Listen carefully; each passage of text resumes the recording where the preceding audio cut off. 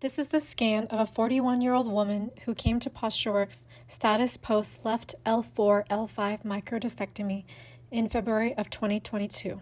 Her symptoms started 6 years ago while she was pregnant with her second child. Prior to the surgery, she had left low back pain with sharp shooting pain radiating down the front and sides of her left hip and thigh. Since the surgery, her pain is now localized to her back, but she continues to have lower extremity weakness and difficulty with lifting, driving, sitting, kneeling, and bending to pick objects from the floor. Her initial scan in April of 2022 reveals a left trunk shift with a total center of mass shift of 55% to the left. Her center of mass is excessively shifted anteriorly with sway back posture, and her head shifted forward at 7 centimeters from the midline. The normative value is 3 centimeters from the midline, and in this deviated posture, her posterior myofascial chain is on excessive tension, which is contributing to her low back pain. She also has reduced lateral spinal flexion mobility and poor proximal hip stability in single leg stance, demonstrating ipsilateral trunk lean compensation and dynamic knee valgus in single leg stance and squat.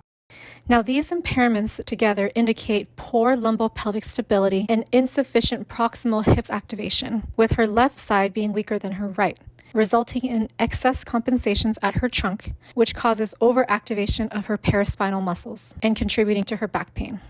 After 7 weeks of Redcord treatment at Postureworks 2 times a week, her follow-up scan showed symmetrical center of mass distribution in the frontal and sagittal plane. She is no longer overloading her left side. She also has reduced anterior center of mass shift, sway back, and forward head posture. She has increased lumbar lateral flexion mobility and notable reduction in ipsilateral trunk lean, indicating improved lumbopelvic stability in the unilateral stance. She shows increased single leg squat depth, which indicates increased posterior chain loading, but she continues to demonstrate dynamic knee valgus on both legs. Although she demonstrates significant improvement in midline stability, she needs to continue working on hip activation exercises to improve dynamic lower extremity control. And consistency with her home exercise program is key to this because repetition is so important to retrain the brain and movement patterns.